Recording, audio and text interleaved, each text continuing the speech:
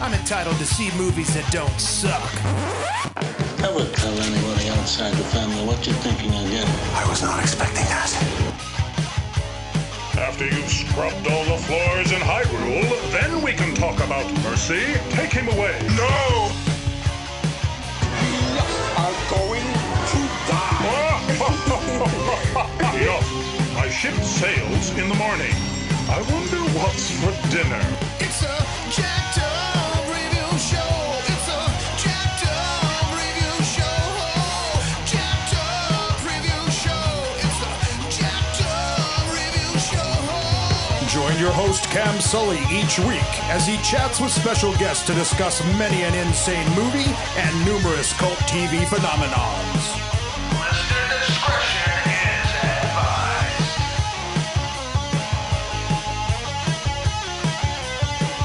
It's a jacked up review show. It's a jacked up review show. Jacked up review show.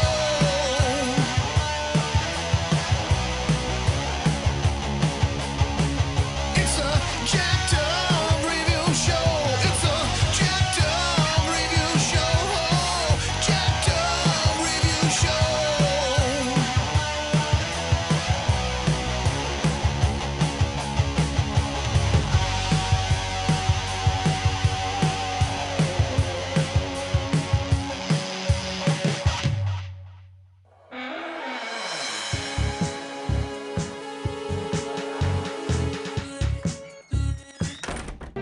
And I gotta get construction crews in here by Columbus Day, so you got a guesstimate how long? I've got 4 really good guys. 1 week, we're gone. That's fast. I need the job. So the loonies are outside in the real world, and here we are with the keys to the loony bin, boys. You might actually want to be grateful. You're about to make some decent money. What's the catch? Patricia Willard scandal, 1984. Welcome to the latest episode of the podcast That Wouldn't Die. I'm your host, Kevin. With me, as always, is Aaron. I'm Aaron. Hello. Okay. Each We're on week. video. Whee! For those of you guys just joining us, we now have YouTube. So you'll be able to watch us if you so desire, or just listen to our dulcet tones. It's totally up to you.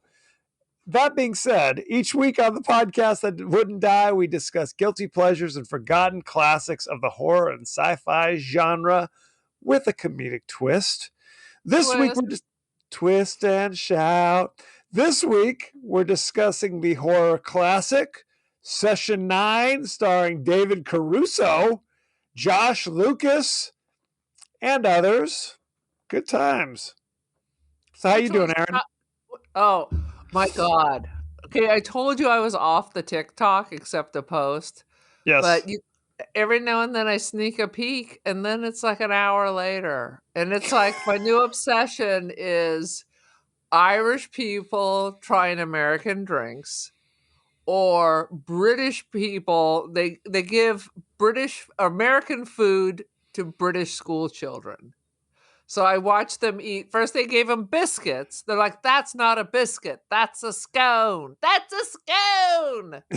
And then, okay, that's important. They said it was better than a scone. And then they poured white sausage gravy over the whole thing, and their eyes like lit up like a dog had puked over it. They were horrified just by the look of it. So biscuits and gravy is what they were having. Biscuits and gravy. Okay. And they were horrified, and they took like tiny tastes, and then they go, Americans are so lucky. This is amazing. And then I watched them eat flaming hot Cheetos. Also delicious. I don't think we've told our listeners that ostensibly, I guess we consider ourselves vaguely Irish as a family. Would you agree with that? It is true, because now on my feed, there's some dude who's just like, random Irish shit, and I can't stop watching him. And when we get done with this, I'll send you a link of him rambling. I keep sending it to Bobo. And that's what I was going to say. So as a family, we are vaguely Irish, except we have one brother who behaves as though he has kissed the Blarney Stone. Like he is fresh off the boat from Belfast, fresh from the Troubles, and it has a strong kinship, in my opinion, too strong a kinship with his Irish heritage. What say We you? literally don't have relatives that we could name for like 5, 6 generations. Like here in Kern County, everyone who's Italian gets citizenship for their children, right? So even though they have never set foot in the mother country for 2 generations, as long as you just keep applying, you can do that. So we They have looked it up blood for the citizenship, is what it blood is. citizenship. Yes. So we looked it up for the Irish, and quite frankly, the Irish are pretty. I think it's like you can go back like 4 generations, right? A generation is 10 years, but anyway, A generation is only 10 years. I didn't know that. That's interesting. I guess I got it wrong. 20? A generation is 10 years, but when it comes to this thing, it couldn't be mom, it couldn't be grandma and grandpa. It would Right. have to be like the next one or the next one.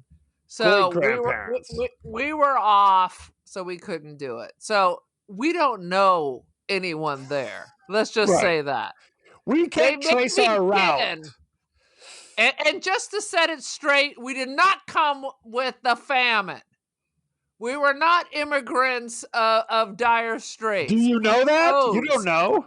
I do know that. We How do you know chose that? to come to America. I heard it somewhere.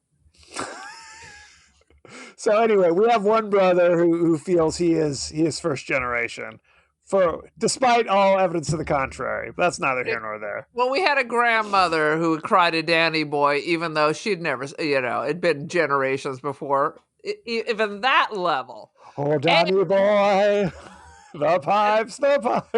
I never knew who the hell's this Danny Boy and what are the pipes. But anyway, the other thing was we digress about our fake Irishness. We did. Everybody in this family except me, who had the good sense, had to go do Ancestry, 23andMe, whatever. And each time it showed we are barely Irish. There's Irish. We're not 50%. No. We're like 20%. We're mostly like Scandinavian and then generalized Western Europe. It is, yes. We are 25% sub-Saharan African, 25% Sephardic Jew. We are 7% Japanese. Oh, really? I didn't know that. Yes. Interesting. Enough of your other bullshit, but no. We were not Italian. No. We were, even though we had some relative, there's a picture of some relative who looked like a cross between Karl Marx and oh my God, who wrote Huckleberry Finn? Oh, Mark Twain. A combination of those, and I remember seeing on the back it said Odessa. So apparently they immigrated there. They didn't stop to reproduce there. This is lovely. I'm sure people are just dazzled by this genealogy. Let's jump back. Let's just be clear. I'm Aaron. If you say it like the old country, oh Doherty, and there's my wee brother Kevin, then there's Patrick, Megan, Tara. I mean, they're leaning heavy on the Irish. Oh, no question. When in reality, I could have been a Yoko Ono Doherty. I don't know. Yoko Doherty? I mean, it's 7%. I'm twice as Irish as I am Japanese, but I'm compared to the Scandinavian that we are also. That blows everything out of the water. Well, we're very tall and fair-skinned. Anywho, that's not. I went to Ireland. I assume when I tried to go through castles that were going to hit me clear in the face, I had to crawl over like one of those roly-polies just to get up some of these staircases. So I'll just tell you this. The story of the leprechauns, that's just the Irish people. No, it's the Norsemen rolling into Ireland and seeing a bunch of red-haired midgets, and then boom, that's where the story of the leprechauns. We were malnourished thanks to the dirty Brits, and we just keep shrinking and shrinking.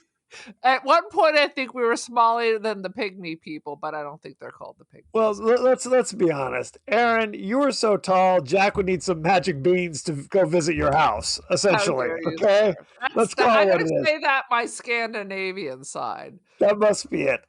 Okay, I keep trying, ladies and gentlemen. I'll try to get us back on track. It's hard work. Give us your 30-second synopsis, Aaron, on Session 9, please. Asbestos abatement is not as fun as you might think if your boss is a little touched. And if he is, it might be a time. First, once he estimates 1 week to clear out about 100,000 square feet of asbestos, that's the time you start calling in sick. You got the vid. You start applying other places. Black lung. You've got, what is it, mesothelioma? You get out of there. Yeah. Because your boss is insane and you're going to get lobotomized. The end. Good stuff. Now, you had never seen this before. Is that correct, Aaron? I literally, I had this list in my phone under notes, and I have like 6 pages with story ideas. And I have Session 9 keeps coming up, and I knew nothing about it when I recommended. I just knew that everybody's like, Session 9, Session 9, Session 9. I was like, Plan 9 from Outer Space? No. And then I thought it was the show with the aliens and the apartheid aliens. What was that District thing? 9. District 9 with the And then prawns. there's a movie called 9. What's the deal with the 9? The 9. Yes, it's a reoccurring motif.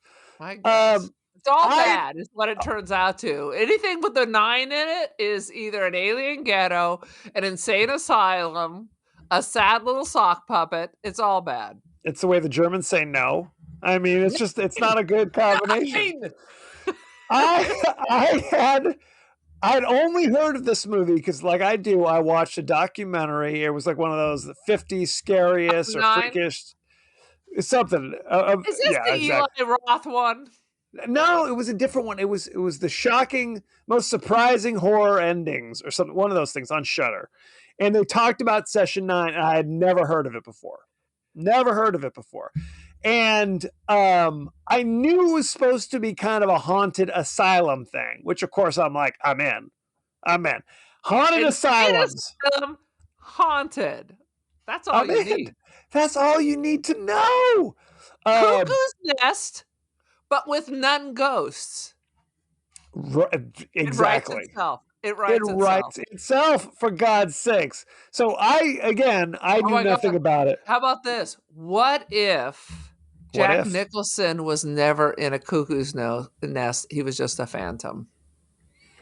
Or what if the Native American dude who kills Jack Nicholson at the end is in fact a phantom? All that. So how do phantoms lobotomize each other? That's my question. We're going off on it. Seen it varies from ghost story to ghost story. I mean, of the horror movies we see, all the ghosts can do you damage. It's not like, oh, I'm trying to scare you, but if you're not scared, I just go sit in the corner and cry my ghostly tears. Your ghostly tears, one way or another. Interesting. Right? Am I right? You're right. Depends on the movie. I mean, what are you saying? It sounds like crazy talk to me. What movie have we seen where it was a haunted house where the ghost was like, whatever, if I can't scare you, I'm out? I'm trying to. I saw The Haunting of Hill House. Well, they didn't do anything to you. I think they cause you to like hallucinate, and then you fall off the thing. And she drove her car into the tree or whatever. That'll do it every time. But you never know whether that is real or she's just crazy. And I think it's not a haunted house at all, and she's just crazy. It's always, you can't take it off the table. But why don't we jump right in to the goodness? Oh, you want to talk about this movie? Yes. Session 9? Well, we're 15 minutes into the show. I figure at some point I want to get on board here. Well, Um, first of all, it opens up with a couple of dudes in a car. I thought they were Yes. undercover cops, but I was still obsessed with the giant container of baby wipes on the dashboard. yes. I'm like, is somebody turning tricks or what? What is this? Is that you ready? You Well- got your horse bath ready to go? So you see baby wipes, and you feel obviously that's the paraphernalia of someone turning tricks. I see You- two grown men who both look like they've been living hard, Yep. and a giant container of baby Costco wipes. size. Yeah, no question. Costco size. Industrial. Both of them look like they've been sleeping rough, so it's not out of the realm. Well, The and I have fact that one of them might have procreated and had a baby, yes. Not for that long. did not enter my mind at all at that point. I was bowled over when I saw a close up of David Caruso. When Caruso turns to the camera, I'm like, whoa, Caruso's in this bad boy? First of all, he's an angry albino, and this is probably. I mean, David Caruso's David Caruso. The best thing he Yes. ever did was Jade. So, boom. Jade. It's always back to Jade. It is with Chaz Palminteri. Terry's greatest role with that great song by Lorena McKennitt. Sing it. I can't remember, but I Yeah, did go out it's to such a buy good song. this CD. It's all that kind of Irishy whooping and wailing. Only thing I remember about Jade is hysterical blindness. That's what it is. And perhaps I think that was one of the afflictions that they mentioned during the course of this movie. Honestly. Every time I hear a hysterical blindness, I want to think that I laughed so hard I just went blind because my senses were overloaded. That's But exactly what unfortunately, happens. that's like if you saw the original Dave Chappelle and the Tales of Charlie Murphy. That would cause hysterical blindness. The Tales of Super Freak, that would have done it. But No question. sadly, it doesn't work that way. Not that much about the current Chappelle's work. Is that what you're suggesting? No, he is not as funny. He's got a real hard edge. I think Tara saw him. I'm sure he's still funny, but go back and rewatch Chappelle Show. No You'll get question. hysterical blindness. Another thing they mentioned in this movie, it was called Mortified Pride or something like that. Oh my god, that was one of the best parts so they're doing asbestos abatement in an insane asylum, and the best part of course, they filmed it in a real Yes. closed down insane asylum for monetary issues, I'm sure. But they found these giant books with like insane diagnosis, like Right. first draft Sigmund Freud, you know. Right, what was like, I'm trying to remember, one of them was like, wouldn't obey, or something like that. I don't know if that was one.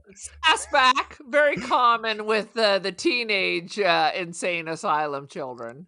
Well, I appreciate the fact that the asylum closes and they just leave all the files for local denizens to come just read at their leisure, I guess. Every horror movie, that is what they do. They just boogie out, like the coffee's still on the table and every record is still there. Just left. Now, granted, if it's been 100 years, who gives a damn? But at some point, it was last week. I think Right? this place closed like in the 80s. So Right. potentially these folks are still kicking it. Absolutely. At some point, it was last Tuesday, and somebody's like, wait a minute. All my confidential records you just left in there? That ain't right. You son of a... I'm feeling some hysterical blindness coming on. Get it together. Uh-oh. Just one eye. One eye. That's one eye patch. Mini stroke, hysterical blindness. Who can tell? Now, I have to say, I found this movie very creepy, but I felt at the same time, the moment you know what it's all about, it ceases to make as much sense. What are your thoughts? I gotta tell you, I was watching it and I kept waiting. I'm like, are they Blair Witching me? Like where I'm waiting all the way to the end for the big reveal and nothing comes. And then at the end, I was like, what's happening? I literally I was like such a dum-dum. And honestly, I watched it in the morning. I was drinking my pot of coffee. So I should have been fully awake and ready to go. And it wasn't until after it was over and I was like, doing something, I was like, oh. Okay, so we're just going to dive right in. I don't give a damn. Spoilers aplenty is what I We say. want baby wipes on the dashboard. Wear the baby wipes when you need them. What what is your theory about what is happening in this movie? So my theory is it's just a coincidence that they discovered the session 9 tapes that the psychiatrist, one of the laborers finds an old reel-to-reel and just for shits and giggles pops it in and is listening to people's sessions. I mean, he's obsessed. He's obsessed. Like literally, he's ditching. Like, hey, we got to find Hank. He's missing. Okay, I'm gonna go check over here, and then he just goes and listens to more tapes. I mean, it was interesting. So my take on it is the ending. It's just revealed that he is also has the multiple personalities, just like the person in session 9, and that's it. Ooh, so you think it's a multiple? They kind of suggest. Okay, I guess we gotta explain what's happening. Simon, the last personality of the girl, talks about he only comes out in people with like damaged weak and broken, or the weak and broken, and so that tripped me into that the boss has multiple personalities because he was having. First of all, I knew he had murdered his family. Bang. When did you know? From the beginning, you knew he'd murdered his family. When he was sitting out and they would appear to be looking at him, but the wife was concerned and he's looking at the phone, I was like, and you're ahead of me. This mofo, I don't know why. I mean, but I'm like, yeah, they're all dead. They're all dead. That's the grand reveal because he's like, I couldn't get to sleep last night. The baby still got an earache. Blah blah blah blah blah. And then later it's like, oh, I hit my wife the other day, and I've been staying at a motel. And then at the end, the grand reveal is he murdered his wife. He murdered his baby, and what? So. And then either murders or lobotomizes everyone on his team. Yes.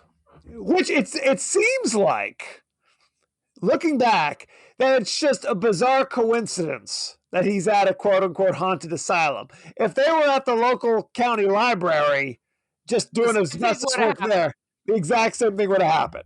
Right. It's just a bizarre. I mean, that's the way it seems. It seems like he was already kind of hanging by a thread. Because whenever you see in movies where it's like the guy pulls up in his car and has to like sit in his car for a moment to get used to the idea of entering his house and seeing his family, know that's bad.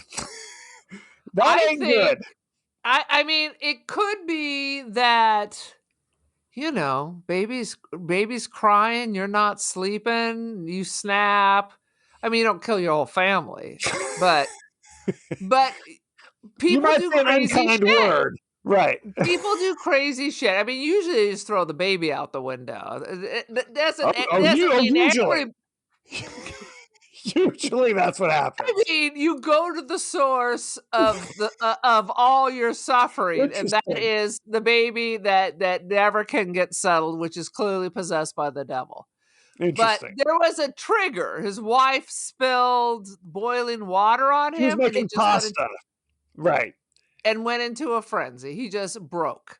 And that happened before the movie started, like that day or the night before, something like that. It was after he got the job because he went and got flowers to celebrate. You're right. So we start, they're still alive. We don't see them get killed. Before they start working on it, though, she's dead. She's dead, and he is slowly becoming more and more unhinged from that moment on. More unhinged than killing your entire family. Well, he came to work. He seemed to be okay, but now he's suspicious of everybody. It's like a whole thing. Now, at the end, they kind of suggested that he was like in a sleepwalking kind of thing was going on because there was a lot of come back was kind of the reoccurring when they were talking on the walkie-talkies. Hey, come back. And then at the end, David Caruso was like, "You need to open your eyes. You need to wake up," kind of thing. So When the he was question is, did David Caruso? I almost asked if David Caruso actually exists, but he did. He So absolutely really, existed. by the end, whatever he's doing is paralleling what we're hearing on the tapes, where each of the personalities of the person on the tape is asleep, and you Oh, need to maybe wake so. them up. They're Yeah. asleep, and I need you to wake up Billy. I need to talk to Billy. Billy's Right. asleep. Wake up Billy. So, okay. They bid on cleaning out the asbestos and all the cancer-causing crapola at the asylum because they can't tear it down because it's what am I trying to say? It was Biohazard or whatever. No. It was like you can't tear it down because it's like been A preserved, historical landmark of some sort of thing. So they have to before they can do anything else with the property, they have to clean this out. It's massive. It's massive property. It's like 100,000. It's huge. It's literally. I mean, it's like a mansion's mansion. I mean, it is gigantic. It looks like one of those New England brick-covered universities from the outside. Absolutely. From the inside. Outside, it's like a gorgeous place. Like if you could live, I mean, ignoring the fact it's an insane asylum, it would be a nice place to live. I mean, just aesthetically from the outside. But Caruso's like, well, it's going to be at least 3 weeks. And the guy's like, 2 weeks. We can do it in 2 weeks. And then as I walk out there, it's like, you know what? We can do it in 1 week. And the guy's like, how do you take the bid from the dude who's like, hey, we're so desperate. We'll tell you whatever you want to hear. Because you know they're going to do a half-assed job. Ignoring the fact that he's a psychopath is going to murder his entire team. He's not going to do a good job in a week when initially they're like, this is a 3-week job. It's 5 guys. It is 5 guys. It is 100,000 square feet. Absolutely. What's the math there? First of all, the first day, they do nothing but dick around. The second day, they do nothing but dick around. So how is this ever going to get done? Well, and I thought the only way they're going to get it done is if they're working around the clock. And they were clocking out at 4:30. They're like, okay. They're long lunches where they're sitting out in the garden, smoking weed. There was no urgency whatsoever. The first day, it was like 10 o'clock and they hadn't even begun. I think they just put some plastic up maybe the first day. Right. It was ridiculous. There was not even they were going to get one room swept with the amount of nonsense. They're going to get a $10,000 bonus for finishing this. You're going to need to hire every asbestos abatement dude in the tri-state area to get their asses over there. No question. It was kind of ridiculous. Because you had the boss, whose name, Gordon, was that his name? Yeah. Gordon was the boss. Then you had David Caruso, who's like his buddy, typical Caruso. Then you had Josh Lucas, who was Hank, who I guess is kind of a slacker and had stolen David Caruso's girlfriend. And you're waiting for them to start fighting constantly because he was constantly rubbing his nose and like, I took your girlfriend. I'm just sleeping with her to get his goat. That's why you moved into her? Just good David Lord. Caruso is like the angriest albino that God ever put on the earth. Angrier than that albino from that Da Vinci Code movie or whatever it was. I would agree. And the reddish auburn hair just emphasizes the rage and insanity. No question. So you got those guys. Then you got a guy who was training to be a lawyer but left law school and now just does this. He had like a Full Metal Jacket vibe going on. I was waiting for him to go buck wild. And then the last guy is the new guy on the team, some dude with a mullet, which tells you that something's already unhinged, clearly, who doesn't know what he's doing. So this is the team. This is the A team. Nephew. It was somebody's jackass nephew. It was Gordon. It was the boss's nephew. It reminded me of when Michael in The Office hired his nephew, who later went on to do all the American Horror Stories. But then by the end, Michael had finally cracked and was like trying to spank a 30-year-old. That's what this movie's about. So that's the crack team that they're going to knock this out, a 3-week job in 1 week. So they're already, but I have to say, because they cut to, it's after hours. There's Caruso at the bar by himself drinking. There's Hank sitting in his chair while Amy, the angry girlfriend's yelling behind him while he's tuning her out. And then there's Mullet Guy just in the shower. Seems like he's fine. The most well-adjusted of the bunch. It was Right? ridiculous. It was ridiculous. First, just the whole plan made no sense.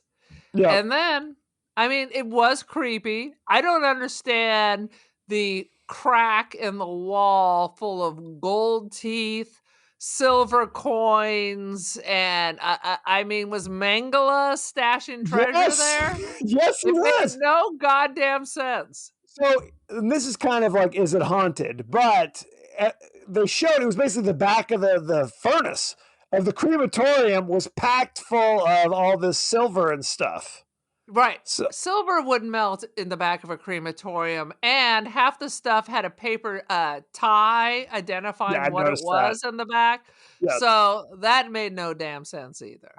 So Hank comes there late at night to basically steal all the loot that he found. He was just there. Put it in your pocket on your way out. You're going to break into the insane asylum in the middle of the night after working a full day?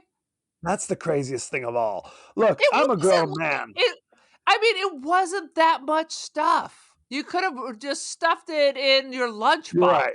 No question. I mean, like I was saying, it's like I'm a grown man. Okay. I know that there aren't ghosts. I guess I'd like to think I know that. But if you put me in an asylum in the middle of the night by myself and only my thoughts and my flickering flashlight, I'm going to have an accident. I'm going to piss myself.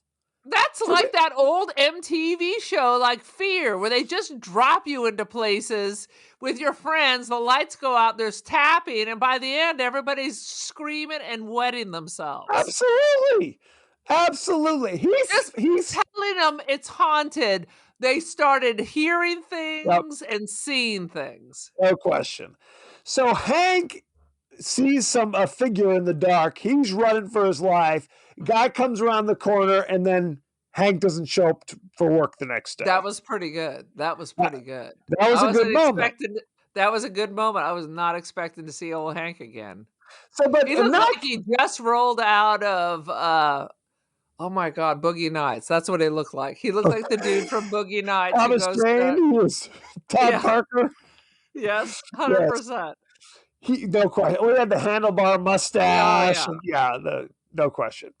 Okay, but here's my question. I was convinced that Caruso paid, because he's paying some dudes. Did you notice that during lunch there's like 2 randos who shows up, and Caruso's there's some money exchanged between Caruso and these 2 randos. And first Caruso denies it. And then says I don't know what you're talking about. You're getting paranoid. And then all of a sudden, just randomly, he's like, well, that's why I was paying off those taggers so they could get out of there. Right. So go ahead. Is Gordon hallucinating some of these interactions? Or is Caruso just a shady I thought that he paid a couple of thugs to go kill Hank, is what I thought had happened. That was my working theory, especially in that moment when they're like, where's Hank? Where's Hank? He's like, well, does anybody have Amy's number? We should call Amy to see where Hank is at. And Cruz is like, oh, I'll call her. Hang on. Oh, he went to Miami to go to casino school? Okay, well, hey, he's a flaky guy. So now, later in the movie, we discover that Hank was attacked by Gordon, not David Caruso. And he got like a probe or something jammed into his eyeball. It's with the special lobotomy tool. With the special lobotomy tool, and he was just kind of wandering like a zombie after that. So my question is, how did he even get it? Because Hank had it. It was one of the things that fell out Yes. was a sterling silver, brain splitter. That's exactly what it's called. It's from the yes. So that's Because the question. you're separating the two hemispheres. That's what they're doing. So here's my question. Was David Caruso lying in that moment? Or had Hank really told Amy, I'm out of here. I'm going to grab this stuff and go to Miami to go to casino school. And then he just got killed or lobotomized before he could do it. Or is Caruso lying or what's happening? See, that's what it is. I kept trying to figure out because Caruso was acting as strange as Gordon. Yes, he was. And I could not figure it out. Now, why would Caruso be following him? That seems like way too much effort. You know what I mean? But Right. Gordon is basically living there now. Not basically. He is. Yeah, he's stalking the place after murdering his family. He is unhinged. And we don't know all this until the final moments of the show. He has nowhere to go. I think a couple nights he slept in front of his house, but basically he's up all night. He's not sleeping. He's seeing things. He's becoming super paranoid because of the sleep deprivation. And eventually, or I don't even know eventually, at one point, he's not Gordon, I think. Right. It's that, whatever, Clive, Stewart, whatever. Simon. I knew it was Clive. British. It was some British name. It was Fiona. Could be.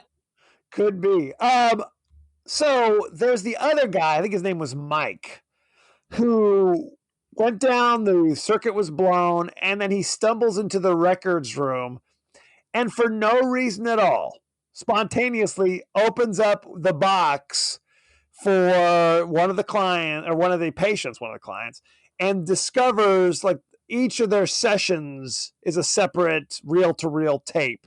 And they're working their way towards session 9. And I guess session 9 is the one where they reveal the Simon character, the alter ego or the split personality, who murdered her brother and her family. Right. She's there for murdering her whole family. But then session 9, in 9 days, I'm guessing we cracked the whole case. We cracked the case. Spills the beans.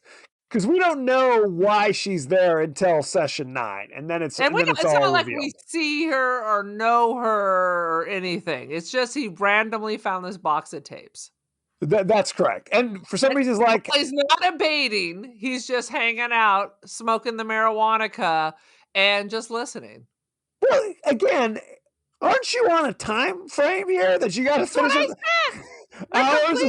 There's no urgency. I guess they're like, we ain't getting the 10,000. You got to pay us a daily rate, whether win, lose, or draw. Win, lose, or draw. Very sad. But again, in retrospect, it has nothing to do with anything. It's just kind of a creepy little sub-story. Because we don't think that Gordon's possessed, right? Because he was already acting like wonky before they actually started working in the place. Right. It was weird conversations, like these guys had never been around people who had small children. They're like, I think for some people they should never have children. Why? Because he's tired and grouchy? I mean, this is before they realize that he's lost his ever-loving mind. So in the end, they were correct. But really? You've been around him for like a couple of days and he's just kind of dopey. I've totally worked with men who are just like, because no one's getting sleep. You think he looks like shit. You got to go see the wife who's on duty 24 hours a day with a baby who's not sleeping. Oh, no question. Well, and then Hank, worldly Hank is like, this should be his pride and joy. He should be the love of his life. And the guy's like, well, raising children is difficult work. Maybe one day when you and Amy have children, you'll understand. He's like, Amy? I'm just throwing a shot into her to piss off David Caruso. What are you talking about? It's guy talk. That's how we talk to each other. Sweet Jesus. Thank you, Donald Trump. What was it? And Billy Bush, right?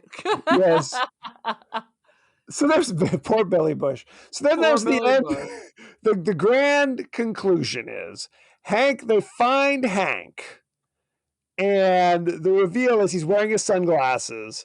They pull the sunglasses off, and that's when you see the tool is just in his crazy. I was like, oh, did you see that coming?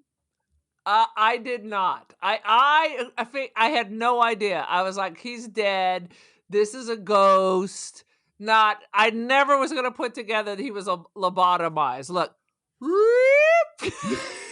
I was not going to think that at all. That was a powerful moment. I was like, whoa! When that was He's the like reveal. jumps up. I was like, ah, shit. He's Yes. still alive and kicking at the state asylum. He didn't get killed, did he? No, he's still wandering around, I guess, right? They Francis Farmered him. He's still bumping around into chairs and trying to tie his shoelaces at this point. Well, it can't be. I mean, pulling, and that was a crazy moment. When Gordon reaches down and pulls the probe or whatever out of his head, and you see Josh Lucas's like head come up, and you see the thing coming out of his eyeball. I was like, oh my God. That was a moment. That's correct. I mean, they go in and it just kind of pushes, and you gotta just do a little tap, and then they get in there and they just go. Very scientific. Very scientific. I took abnormal psychology in college. Of course, we discussed that. Plus, I saw Francis, in case you haven't seen that. What is Francis? It's the chick from American Horror Story. Jessica Lange plays old-timey actress Frances Farmer, who's kind of a wild child, kicks up her heels, stops listening to her controlling mother, and her controlling mother has her institutionalized and lobotomized. Well, that's the Kennedy story as well. That is if I wasn't familiar with that. What was the name of the Ethel Kennedy? No, it wasn't Ethel. Who was it? It was the eldest daughter, Rose Kennedy. Maybe that's who it was. Maybe it was Rose. And it was like she was born with kind of intellectual disabilities. I think it was like a rough birth. And as she got older, she got more and more unruly.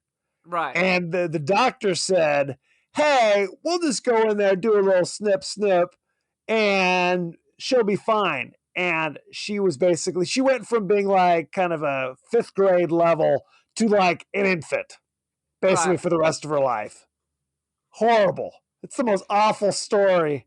Oh my God. They separate the hemispheres, so they're not communicating. And some people eventually get some of their senses back, but it's a crapshoot. Basically, back in the old days, if you got any kind of an issue that people don't like, it's all about just keeping snip. Quiet, or drugging you so you're not causing a problem to anybody. Well, and like we said, we're not talking the 1800s. We're talking the 1980s. They were still doing this.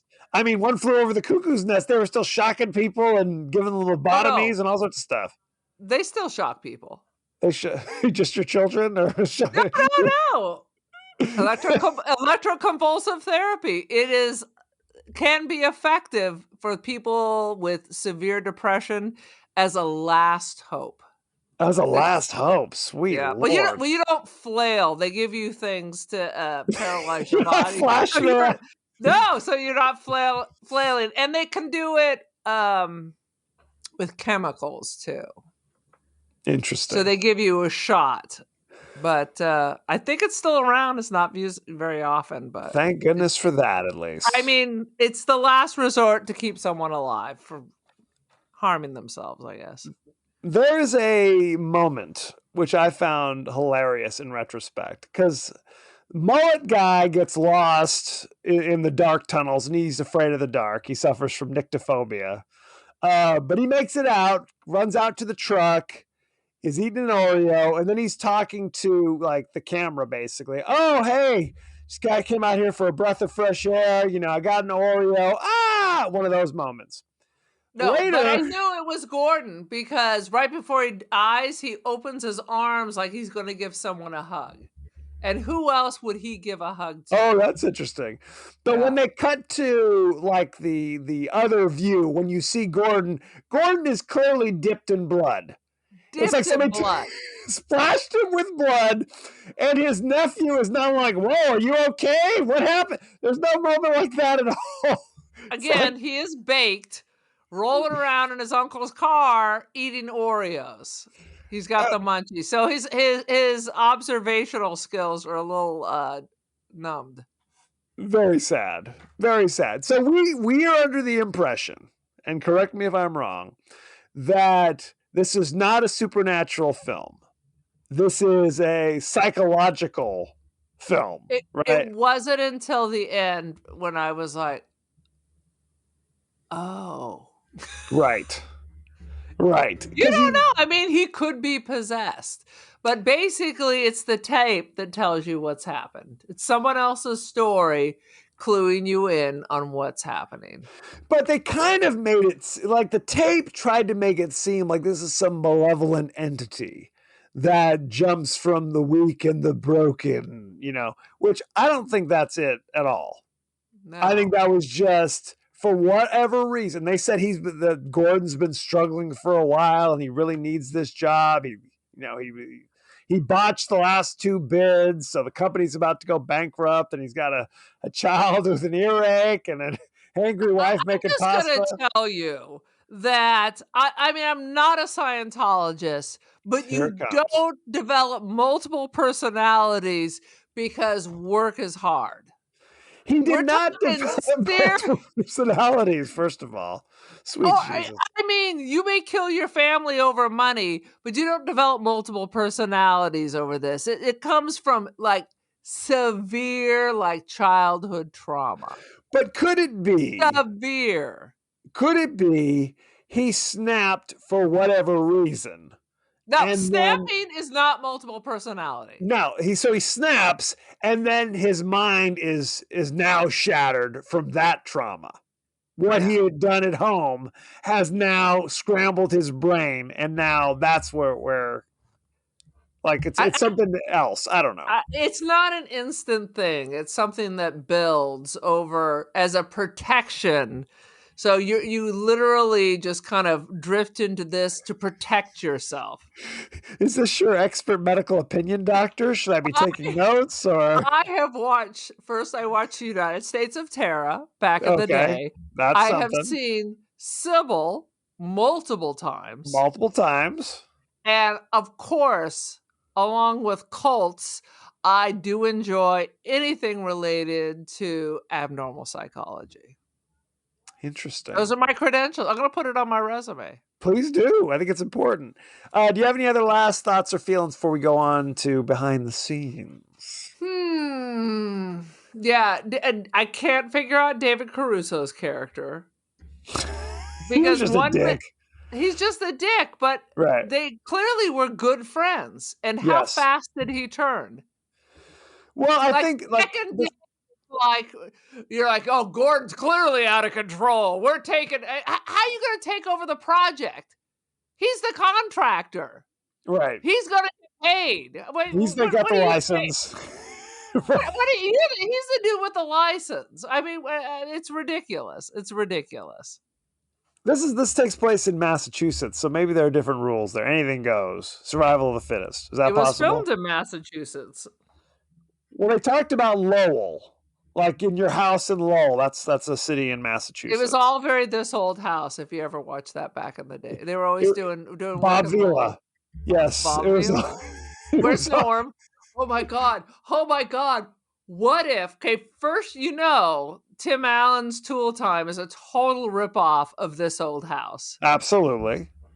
So this is the next step in the This Old House evolution, except it's all the cast of characters of This Old House working on an insane asylum as Bob Vila slowly goes insane. So it's This Old Asylum, is what you're saying. But my question is Norm David Caruso, or is he the guy who discovers the tapes? It's one or the other. That's the question. Yeah. We may never know the answer to these questions. Wouldn't that be amazing? I would tune in for that shit. No doubt. Shall we go behind the scenes? Please, let's do it. All I know is behind the scenes is that it was filmed at Danvers in Massachusetts at a real abandoned insane asylum. Only 3 rooms had additions outside of the natural setting for atmosphere. The kitchen had meat hooks hung from it. Now, why would there be meat hooks in the There would kitchen? not be meat hooks. Very What are they doing? strange. They're butchering. They're hanging meat.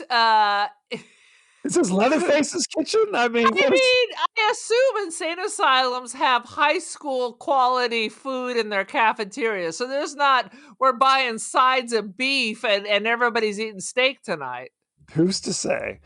The tunnel had plastic surgical gloves hung up, and the Yes. hydrotherapy room had a metal tub added. That's all they did to the setting. Believe it. Everything I was else. looking around. I'm like, this is all real. This is all real.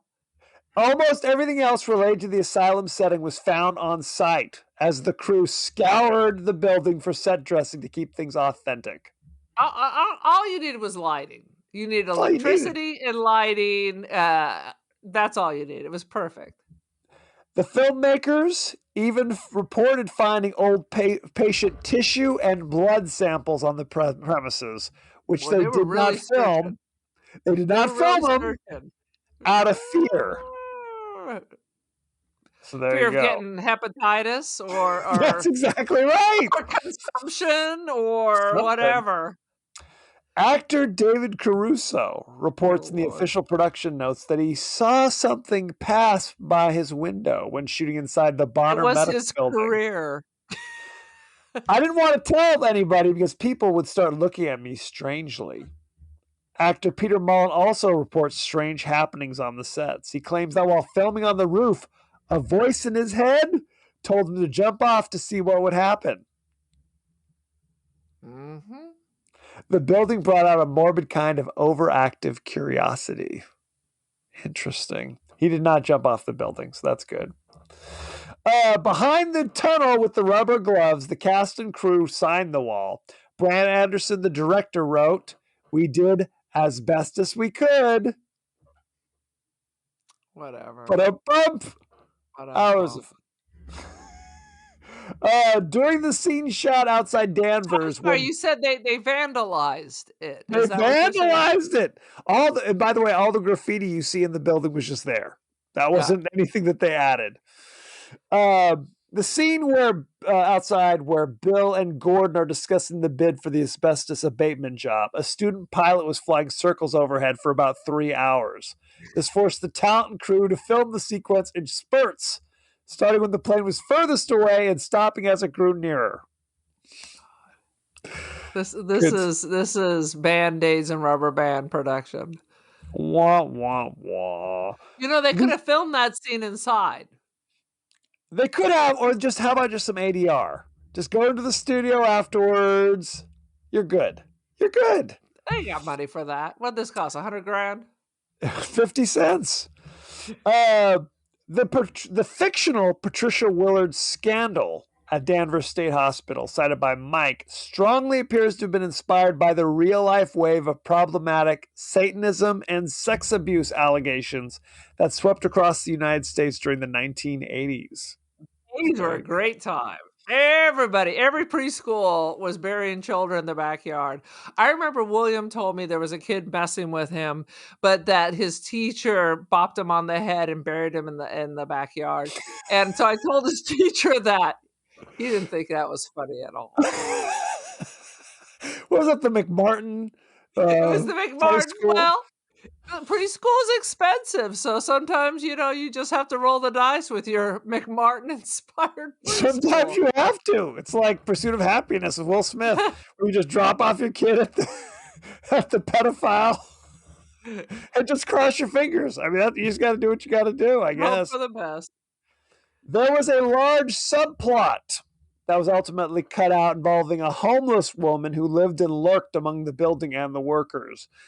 They eventually deleted it because people watching the show thought that was like the ghost of Mary Hobbs or whatever, the patient. So they thought it was too confusing. Who's to say? All right. The grave markers in the cemetery and the doors in the morgue were made out of styrofoam. The morgue was cleared out already, so they had to bring in their own plots. Or their own props, I'm sad to say. So that's about it. Good times. I Shall feel we? very disappointed. How come we don't have any? All these movies, there's always an abandoned insane asylum and haunted cemetery in every single town, and they all look like they belong in like Gotham. They're on a Yes. cliff with an angry ocean, lightning Yep. is striking. You always have to go in the middle of the night to look for the files. That was Malignant. That was the Yes. Malignant thing. They're right. It's yeah. $20 million mansion on a cliff overlooking the water. Let's put That's insane right. asylum there instead. That Nobody sounds would have great. bought that or converted it into condos. It's been abandoned for 50 years. Right. No question. me a I read this article about these developers, I think it was like in Pennsylvania, who bought an abandoned school for like pennies and turned it into condos. Absolutely. Made a fortune.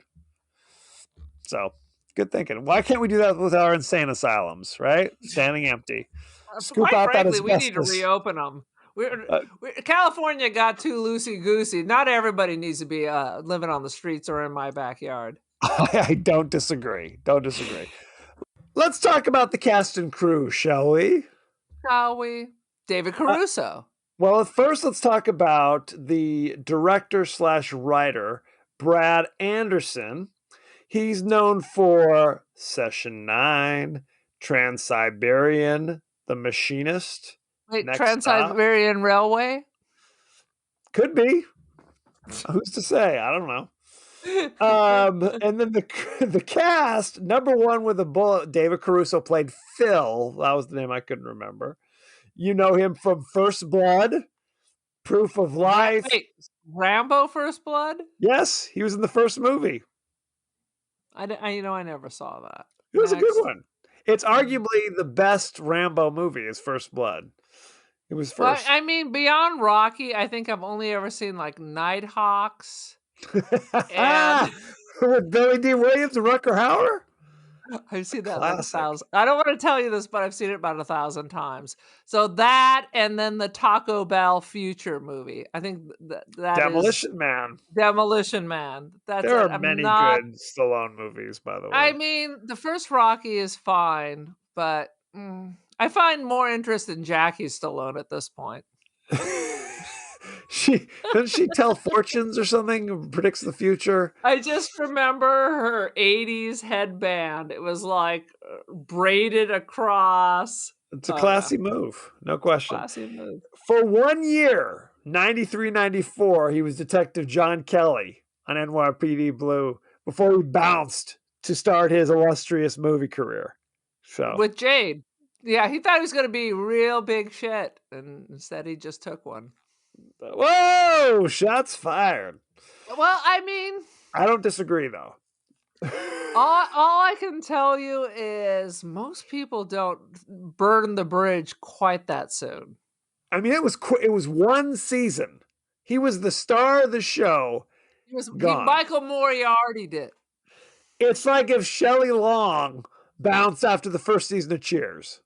She's like, deuces, losers, I'm out. I'm out of here. And then you never heard from her again. I mean, people blasted her for leaving. She did Cheers for like 6 years or something. And it was like, I'm going to go do movies. We're like, oh, you fool. What were you thinking? Hey, can you name some of those movies? Troop Beverly Hills. Oh, Jesus. Exactly. Need I say more? Stephen Gevedon, I'm sure I'm messing up his name, played Mike, the guy who's listening to all the recordings. Mm-hmm. You know him from, go ahead. Go ahead. Session 9, Smoke, War of the Worlds with Tom Cruise, and 13. I don't know what that is. 13. He just does movies. Oh, wait. It seems to me like I know 13. But he just does movies with numbers. Is that it? That's part of his thing. All right. Keep talking. I'm going to Google. Let's see. Paul Guilfoyle played Bill. He's been in a ton of stuff. He was in Mickey Cohen in L.A. Confidential. He was in Air Force One as the chief of staff. He was he's on The Good Fight. You ever watch that show? He was in Primary Colors. He's been in 10,000 things. He was the guy who was trying to hire them. Oh, it's about a 13-year-old, and Holly Hunter is in it. There you go. Josh Lucas Teenage played. angst, you might say. Oh, I got more than enough of that already. Josh Lucas played Hank. He's been in a ton of stuff. He was in Ford versus Ferrari. Never saw it. It was a good one. He was in Sweet Home Alabama. He was in Did see Glory that. Road. He's currently on Yellowstone. Do you ever watch Yellowstone? No, what am I? 100 years old? Maybe. Who's to Yellowstone. say? I saw that. I saw a crazy lady who sings songs on it. She wears bell bottoms and she's country or something. It was literally the worst concert. Randy Newman in 1979 singing "Short People" was an illustrious concert compared to Yellowstone lady. Okay. I can't even tell you any song she sang, but I was like, I'm gonna need some more wine.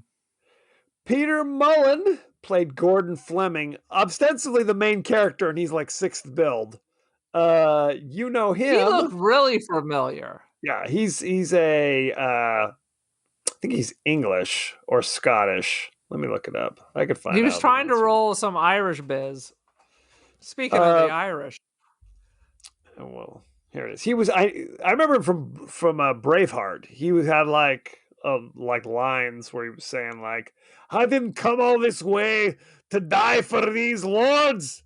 We're going home, boys," or something like that. I do even remember that. I saw Braveheart and then I never saw it again. Because Braveheart's a great movie. Do you just have it on loop? And then there was the horrible try to carry on with that Rob Roy or whatever. That was the worst. That was so It came out about the same time. Yeah. I read a whole article about that. Hang on a second. God damn it. You have to set a timer, and you get one beep, and then it just turns to scalding, and your flesh just washes away.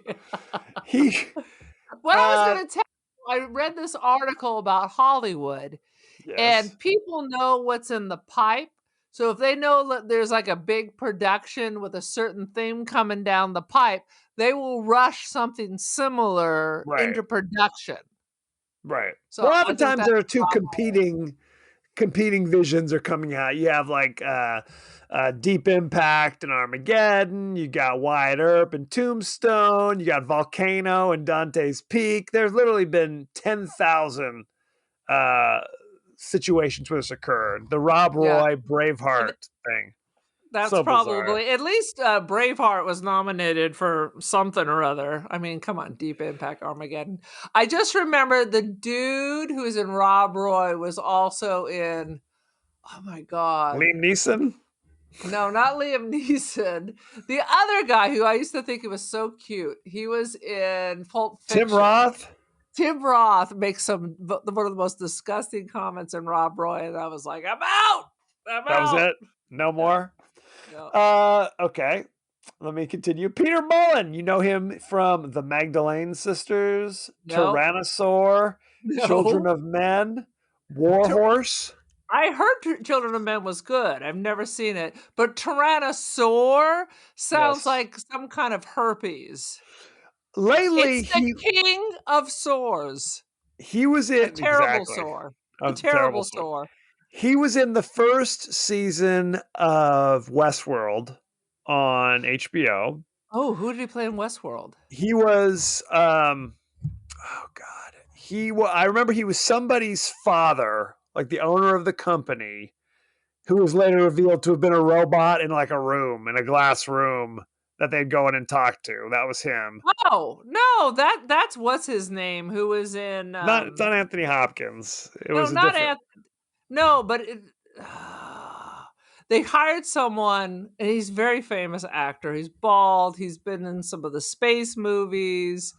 But he kind of looks like the cowboy Yul Brynner from the original Westworld, and it's driving me crazy. No, Ed Harris is a different character. Ed Harris is a totally different character. He's frozen, and they keep waking up. I'm talking about season 1. Oh, okay. Season 1. Anyway, it's all a blur. Whatever. He was also on Ozark. Did you ever watch Ozark? He was one of the hillbillies who were growing poppies until his crazy wife murders him. So he's still working. He's working more than I've seen him more than I've seen Caruso, in all honesty. So God bless him, everyone. Shall we talk about the rating? All right. Are you ready? Session 9. currently on Rotten Tomatoes has, and I'm building up the suspense. Are you ready? Buckle up. 66% fresh on Rotten Tomatoes.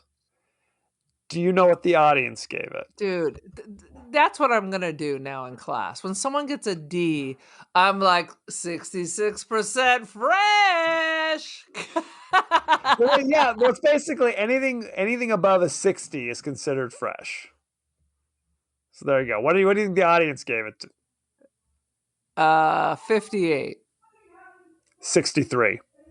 Oh my God. 63. Let me look at the top critics. Peter Travers from Rolling Stone gave it 4 out of 5, saying a spine tingler. Okay. There you go. It better be it better be the tingler, because it ain't no The spine tingler. getting tingled in this. Most of the time you're like, what the F's happening? I have a review from our favorite reviewer, Rex Reed. Lay it on me. He says, despite the talent involved and the unbearable atmosphere of the asylum, the script is a letdown. The final resolution is more ludicrous than convincing. There you go. I mean, Rex Reed tells it like it is. At least he doesn't tie a ribbon at it at the end. I don't know if it's ludicrous, but it is ludicrous.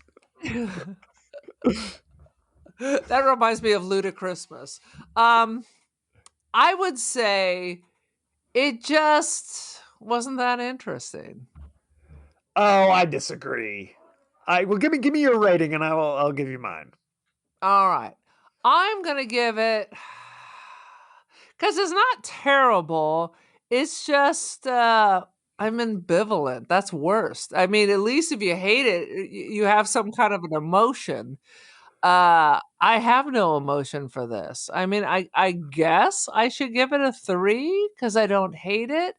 But to me, it was just a lot of waiting, and then the end is just a coincidence that we're listening to a tape about multiple personalities, and then okay, this guy has multiple personalities, but people with multiple personalities don't kill people usually. Well, okay, so here's my question to you. Was it the ending that turned into a 3 out of 5?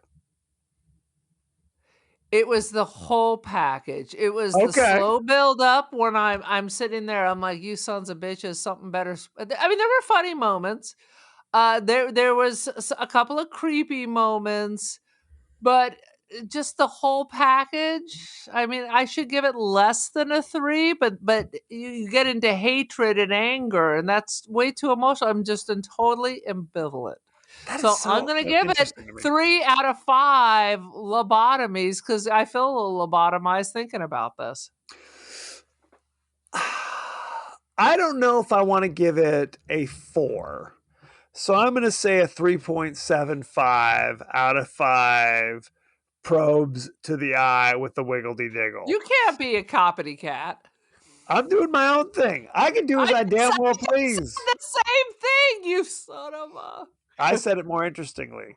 No, I mean, I was in. I was really in. I thought it was good. Mood. I thought the suspense was kind of interesting. I was digging it. Now I watched it at 8:30 on a Saturday morning, broad daylight. I watched it in the morning too. Yeah. Wasn't terrified by anything. I liked the buildup. Now I would argue that the ending, when you realize it's just the dude's gone nuts for reasons not fully explained, and it has nothing to do with, there's no haunting, there's no supernatural stuff. It's just kind of, that definitely puts a little bit of a damper on it. And the two stories are not related. I kept waiting. Is this the brother? The brother wasn't really dead, and now I'm like, maybe it's the girl. Maybe the girl has become trans and is now trying to hunt people down at the hospital, getting revenge. And this is There's some troglodytes living underneath in the I sewers kept below. trying to put this together so it would make sense. I kept trying to figure out how is people from the story on the tape related to this. Instead, it is basically this is what's happening to this dude. Yeah, and it could have happened anywhere. In retrospect, I think that it's a little too cute. You know what I mean? That's it. I would have liked it better if he had been possessed, like his own whatever the shit he's going Agreed. through left himself open to being possessed by the evil Simon character. This But- could have been The Ring, and instead of putting on a reel-to-reel, this was on VHS tapes. And the guy who goes crazy has been hired to install the pool. This could have been anywhere. Installed the pool, exactly. We're going to give you an Olympic-sized pool, and we can do it. Okay, it was going to be like a month, but in 3 days, me and my cousin, cousin Willie, are going to come over here and give you a pool. And That's he's correct. underbid, killed his family, and now he's clearing up the house. And Willie's constantly in the library listening to tapes instead of doing like Yes, that was the other thing. Cousin Eddie is in charge of the construction. That is correct. Because it was like the dude listening to tapes. He wasn't the murderer. No, He didn't have. It was just kind of like I don't know. I'm a true crime buff. What can I say? I just I like to love listen. it. He kept pretending that the power was going out so he could sit downstairs for hours listening to these tapes instead of working. That's exactly right. So that's Again, what you get. Being they're a looking slacker. for Hank, who could be injured, and he's like, "I'm gonna go. Did you hear that? I'm gonna go down into this dark hall and secretly listen to my tapes instead of finding my buddy Hank, who could be dead right now." So And there listen, you have you it. son of a bitch, you could have just packed all that shit up, put it in your truck. How about that? You son of a bitch. All So these people would not be dead yes. if they just followed Aaron's advice. Just put it in your pocket. Just put it in your lunchbox. Nobody needs to be doing any of this nonsense. Well, Mullety Mulletson got killed eating an Oreo. So, I mean, I don't know if it was a cure-all if you just start stealing shit and running off with it. That's a life lesson. If your crazy uncle comes up to you like they just swam through the English Channel filled with blood, Yes. don't look out for the big bear hug. I Don't mean, do that's it. just Darwin. That was some Darwin business right there. He needed Well- to be out of the gene pool. Right. And that was one of those moments where you're just like, okay, come on, bro. It's like there's certain times in these movies where they film things where, from an audience standpoint, clearly this was only filmed this way to fool the audience. Whereas if this was really happening, it would make no sense at all. So neither here nor there. So thank you very much. Go to our page on Twitter at TPodcast, TWDie. We're on Facebook at The Podcast That Wouldn't Die. Aaron, TikTok, Instagram, what's going on? Yes, TikTok and Instagram, the podcast that wouldn't die. And YouTube, the podcast. It's actually at TPodcast, TWDie there as well. So you can check that out. Good What, are time. you telling me the podcast that wouldn't die was taken? So you had to do your TWQRMR. No, because it's easier to write TPodcast, TWDie than write the podcast that wouldn't die. Do I use an Versus- apostrophe? Versus my email, which is join.the.cult.of.Aaron. Yes. By then, people have already thrown themselves off a bridge. Oh, sweet Jesus. So you can watch us, or you can listen to us, and you can listen to us. You can take both experiences, and they're very different, let me tell you. Also, Also, your TV, put that on and put your Alexa on. We can have the battle the battle. throughout the house. And if you're so inclined, while you're checking out the podcast that wouldn't die on YouTube, for free, you get all the back videos of the B Movie Club. So you can enjoy that. Now as well. that's a charmer. Be sure to That's a check out charmer. our episode of Wings of Desire. Please do not. Sweet That was Jesus. a classic. You can also email us at the podcast that wouldn't die at Gmail. We're on Apple Podcasts, Spotify, anywhere the finer podcasts are available. So don't forget to like, share, rate, and review. Won't you? For goodness Won't you sakes. please? Aaron, you have social media. Give us the lowdown. I am on the Instagram. I am the Cult of Aaron. I am also Don't Feed the Pigeon. Enjoy. Where else am I? We already talked about the ticker. I'm in charge of running the Ticker Talker, which if you had seen that, it's clearly me play with every mother effing filter that the TikTok has brought to us. The more terrifying, the better. AR will destroy the country. It's just a matter of time. You can buy my art on Artsy and First Dibs, Aaron Doherty in the Instant Dreams Gallery. Boom. Dynamite. Indeed. Next week, we'll be discussing the horror, sci-fi, comedy. It's really kind of a social activism movie as well. The Thing with Two Heads, starring Ray Milland and Rosie Greer. So I've never seen that. Well, you're in for a treat, let me tell you. The tagline for this movie is, they thought it was a good idea at the time. So there you go. That's the beginning of every great story. Absolutely. You can watch The Thing with Two Heads on something called FlixFling. So you can get it. I'm gonna download another one of these son of a bitch apps to watch this. Other people do, but you don't, because remember I gave you a free copy of the movie on Blu-ray. I'm not digging my Blu-ray out of the closet on top of all the movies I haven't watched in 10 years and I have my TV mounted, so then it would have to hang from a cord just loose. I don't know. What's happening? Are you living in an asylum? Or should you be living in an asylum is the next question. Like our brother-in-law said, do you still use physical media? Is that correct? Some would argue. So check that out. Send any favorite scenes, favorite quotes, comments, and questions, and maybe we'll talk about it on the show. So thank you very much, and be well. Be well, children.